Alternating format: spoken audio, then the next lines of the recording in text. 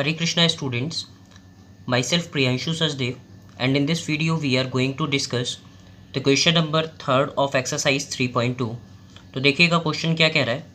आपने प्रीवियस जो question number second था उसमें कंपैरिजन किया था A1/A2, B1/B2 एंड C1/C2 का, और उस बिहाफ पर डिसाइड किया था कि लीनियर इक्वेशंस, जो पेयर ऑफ लीनियर इक्वेशन है उसमें लाइंस इंटरसेक्टिंग हैं, पैरेलल हैं या फिर कोइंसिडेंट है। ठीक है, अब उसी बिहाफ पर यानी कि रेशियोज़ के बिहाफ पर ही आपको बताना है कि pair of linear equation consistent है या इनकंसिस्टेंट है। तो स्टूडेंट पहले ये बहुत ज़्यादा कुछ स्पेशल नहीं है, जो पढ़ा हुआ है वही है। कंसिस्टेंट और इनकंसिस्टेंट कुछ नया है, इसी को आपको समझना है।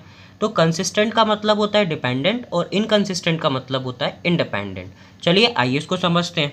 ठीक है, आपको मैं रिकमेंड करूँगा कि पहले पूरी वीडियो को अच्छे से देखना, उसके बाद खुद सॉल्व करना। ठीक है, ऐसा ना हो कि एक क्वेश्चन आपने देखा और फिर आपने कर लिया, नहीं, पहले आप अच्छे से समझो उसके बाद करो, नहीं आए तो फिर देखो। ठीक है, तो चलिए कंसिस्टेंट और इनकंसिस्टेंट से पहले हम जरा प्रीवियस नॉलेज को देखते हैं कि A1/A2 is not equals to B1/B2 intersecting lines. ठीक है, अगर तीनों ही रेशियोज बराबर आ जाए, डेट मीन्स A1/A2, B1/B2 और C1/C2 बराबर हों तो कोइंसिडेंट लाइंस होती हैं।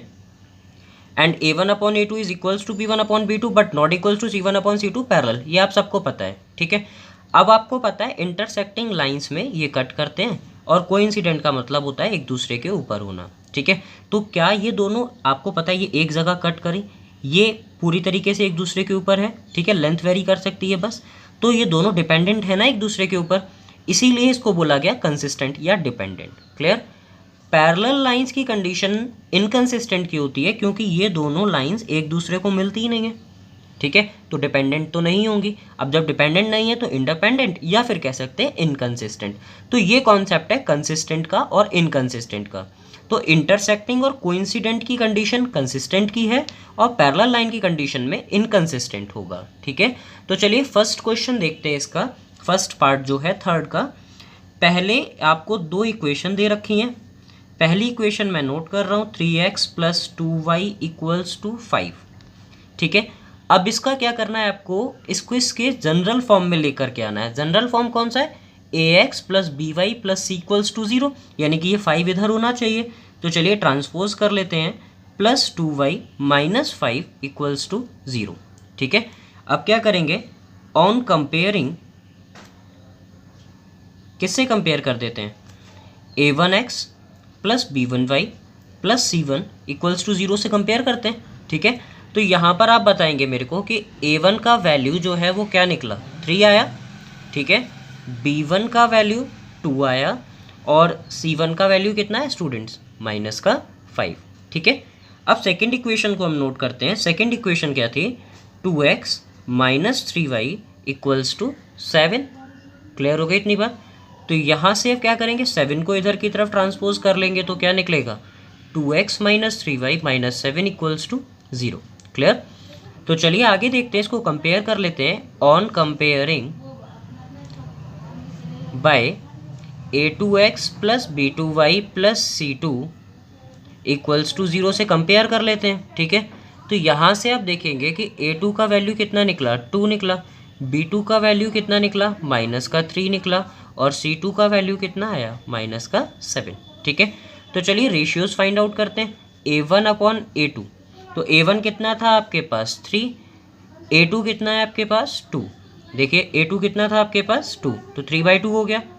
b1/b2 निकाल लेते हैं, तो b1 आपके पास कितना है 2/b2 कितना है -3। तो आप यहीं से पता कर पा रहे होगे कि A1/A2 is not equals to B1/B2। तो यहाँ पर हम लिख सकते हैं कि A1/A2 is not equals to B1/B2। Clear हो गई इतनी बात। ठीक है, तो यहाँ पर हम लिख सकते हैं देयरफॉर लाइंस आर इंटरसेक्टिंग, यानी कि लाइंस कैसी होंगी स्टूडेंट्स, इंटरसेक्टिंग लाइंस होंगी। अब जब लाइंस इंटरसेक्टिंग हैं तो फिर जो लीनियर इक्वेशन है वो कंसिस्टेंट होगा, है ना। तो हम लिख सकते हैं therefore linear equations are consistent. Consistent का मतलब होता है डिपेंडेंट होना, तो डिपेंडेंट होगा। ठीक है, चलिए समझ में आ गया आप लोगों के। देखिएगा सेकंड पार्ट क्या है इसका, यही दो इक्वेशन दे रखी हैं। तो फर्स्टली आप क्या करेंगे, सॉल्व करते टाइम पे इक्वेशन को उनके किस फॉर्म में लगा लेंगे, जो इनका जनरल फॉर्म है। तो पहली इक्वेशन है 2x minus 3y equals to 8, ठीक है। तो इसको लगाएंगे तो कैसे लगेगा, ये 2x माइनस 3y 8 को ट्रांसफ़र कर लेंगे, इक्वल्स टू में क्या आ गया 0। अब क्या करेंगे, on comparing by a1x plus b1y plus c1 equals to 0 से कंपेयर कर लेते हैं, ठीक है। तो यहाँ से a1 कितना निकलेगा 2, b1 कितना निकलेगा माइनस का 3 और c1 क्या निकलेगा आपके पास -8, ठीक है। चलिए अब सेकंड इक्वेशन ले लेते हैं। सेकंड इक्वेशन क्या है, 4x minus 6y equals to 8। फिर 8 को इधर ट्रांसफ़र कर लेते हैं, ठीक है। तो 8 को जब आप ट्रांसफ़र करोगे, सॉरी यहाँ पर 4x minus 6y equals to 9 है, ठीक है। तो ध्यान से क्वेश्चन नोट करना आप भी, ये 9 है यहाँ पे। तो चलिए यहाँ से आप नोट करोगे तो आगे क्या लिखेंगे, 4x minus 6y minus 9 equals to 0, ठीक है। तो आगे आप देखेंगे क्या करेंगे, on comparing by a2x plus b2y plus c2 equals to 0, है ना। तो यहाँ से आप देखेंगे a2 का वैल्यू कितना है 4, b2 का वैल्यू कितना है माइनस का 6 और c2 कितना है माइनस का 9। तो चलिए अब इनके रेशियोज़ निकाल लेते हैं। a1 अपॉन a2 निकालते हैं सबसे पहले। तो a1 आपके पास कितना है, देखो 2 अपॉन a2 कितना है आपके पास 4, तो क्या हो जाएगा 1/2, ठीक है। 2 1 जा 2 और 2 2 जा 4। आगे निकालेंगे b1 अपॉन b2, तो b1 कितना है आपके पास माइनस का 3 अपॉन b2 कितना है -6, माइनस से माइनस कैंसिल हो गया, ये कितना बचा 1/2, ठीक है। अब आप क्या निकालेंगे c1 अपॉन c2, तो c1 कितना है यहाँ पे माइनस का 8 अपॉन -9, ठीक है। तो ये कितना हो जाएगा, माइनस से माइनस कैंसिल आउट होके 8 अपॉन 9 बचेगा। तो यहाँ पर हम क्या लिख सकते हैं, a1 अपॉन a2, यहाँ पर हमने क्या रिजल्ट निकाला कि a1 upon a2 is equals to b1 upon b2 but not equals to c1 upon c2। Clear हो गई इतनी बात। देयरफॉर हम क्या लिख सकते हैं, लाइन्स आर कैसी हैं, लाइन्स आर पैरेलल, ठीक है। अब जब लाइन्स पैरेलल हैं तो लीनियर इक्वेशन कंसिस्टेंट होंगी या इनकंसिस्टेंट होंगी, डेफिनेटली इनकंसिस्टेंट होंगी क्योंकि डिपेंडेंट नहीं है ना। तो यहाँ पर हम लिख सकते हैं therefore linear equation are inconsistent, ठीक है, समझ गए। चलिए अब इसके थर्ड पार्ट पर चलते हैं। तो चलिए इसका थर्ड पार्ट देखते हैं क्या है। ये दो इक्वेशन दे रखी हैं, 3/2x पहली इक्वेशन हम नोट कर लेते हैं, plus 5/3y minus 7 equals to 0, ठीक है।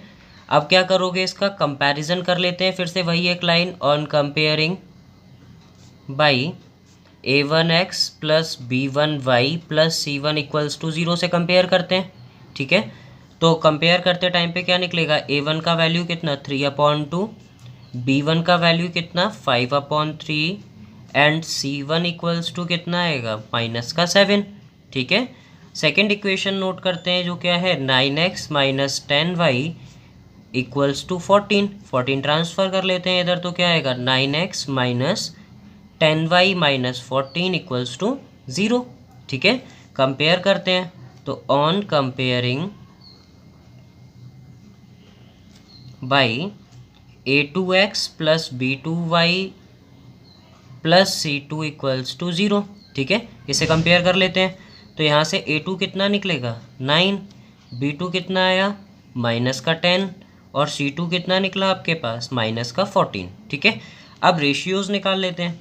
तो a1 अपॉन a2, a1 कितना है आपके पास 3/2, है ना, अपॉन में a2 कितना है 9।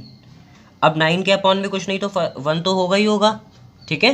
अब आप यहाँ पर देखो, इसको हम कर सकते हैं फर्स्ट फोर्थ सेकंड थर्ड कर लेते हैं ना। तो फर्स्ट फोर्थ यानी कि 3 × 1, फर्स्ट फोर्थ और सेकंड थर्ड, है ना।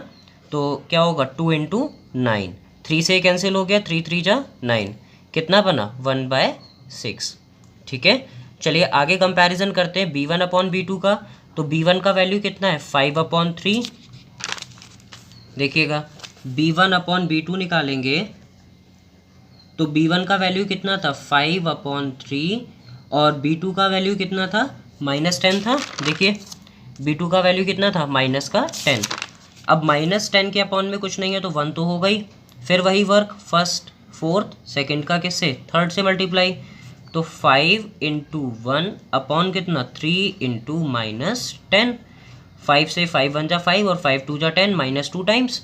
ठीक है, कितना बना माइनस का 1/6 आया। ठीक है, तो अब आप यहाँ पर देखो कि आपके पास इसका वैल्यू a1 अपॉन a2 का वैल्यू 1/6 प्लस में आ रहा है। ठीक है, और इसका जो b1 अपॉन b2 है इसका वैल्यू -1/6 आ रहा है। तो a1 upon a2 not equals to b1 upon b2 not equals to b1 upon b2। ठीक है, देयरफॉर लाइंस कैसी होंगी intersecting. Therefore lines are intersecting.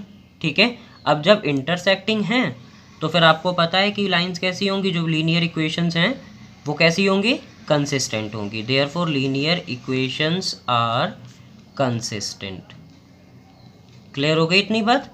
ठीक है, तो चलिए अब तक आप लोग इसका कॉन्सेप्ट समझ ही गए होंगे। तो चलिए उसका फोर्थ पार्ट देख लेते हैं। वही दो इक्वेशन आपको दे रखी हैं 5x - 3y = 11।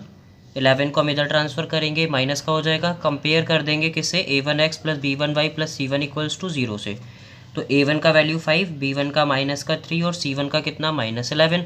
ठीक है, अब बात करेंगे दूसरे इक्वेशन में -10x + 6y = -22। 22 इधर ले आएंगे, प्लस का हो गया। कंपेयर कर देंगे a2x + b2y + c2 = 0 से। तो a2 का वैल्यू हमारा कितना निकलेगा -10, b2 कितना निकलेगा 6 और c2 कितना निकलेगा 22। a1 अपॉन a2 निकालते हैं तो a1 का वैल्यू 5, a2 का वैल्यू कितना है हमारे पास -10, तो -1/2 आ जाएगा। b1 अपॉन b2 निकालते हैं तो b1 का वैल्यू हमारे पास कितना है -3, b2 का वैल्यू कितना है 6, तो -1/2 ये भी हो गया। c1 अपॉन c2 क्या होगा -11/22, तो -1/2 ये भी हो गया। ठीक है, तो यहाँ आप देख सकते हो a1 upon a2 = b1 upon b2 = c1 upon c2। ये किसकी कंडीशन है कोइंसिडेंट की कंडीशन है। ठीक है, तो लीनियर इक्वेशन कैसी होंगी कंसिस्टेंट यानी कि डिपेंडेंट होंगी। क्लियर हो गई इतनी बात। चलिए इसका फिफ्थ पार्ट देख लेते हैं। इक्वेशन दे रखी है 4/3x + 2y = 8। तो 8 को इधर ट्रांसपोज करेंगे तो माइनस का 8 हो गया। कंपेयर करेंगे a1x + b1y + c1 = 0 से। तो a1 का वैल्यू 4/3, b1 का वैल्यू 2 और c1 का वैल्यू आपके पास -8। ठीक है, दूसरी इक्वेशन लिखेंगे। क्या है दूसरी इक्वेशन 2x + 3y = 12। 12 इधर ट्रांसपोज करेंगे, माइनस का हो जाएगा। कंपेयर कर देंगे a2x + b2y + c2 = 0 से। ठीक है, तो a2 कितना आया 2, b2 कितना है 3, c2 कितना है -12। क्लियर। चलिए अब इसका रेशियो फाइंड आउट करते हैं a1 अपॉन a2। तो a1 कितना था 4/3 था, 4/3 अपॉन a2 कितना है 2, तो 2 को लिख सकते हैं 2/1। फिर वही फर्स्ट फोर्थ सेकंड थर्ड कर देते हैं, तो 4 × 1 और 3 × कितना होगा 2, 2 2 ज़ा 4, 2/3 आ गया। चलिए यहाँ से b1 अपॉन b2 का वैल्यू निकाला 2/3। c1 अपॉन c2 निकालेंगे, c1 का वैल्यू -8 है, c2 का वैल्यू -12 है, तो 2/3 हो जाएगा। कैंसिल आउट करेंगे 4 2 ज़ा 8, 4 3 ज़ा 12।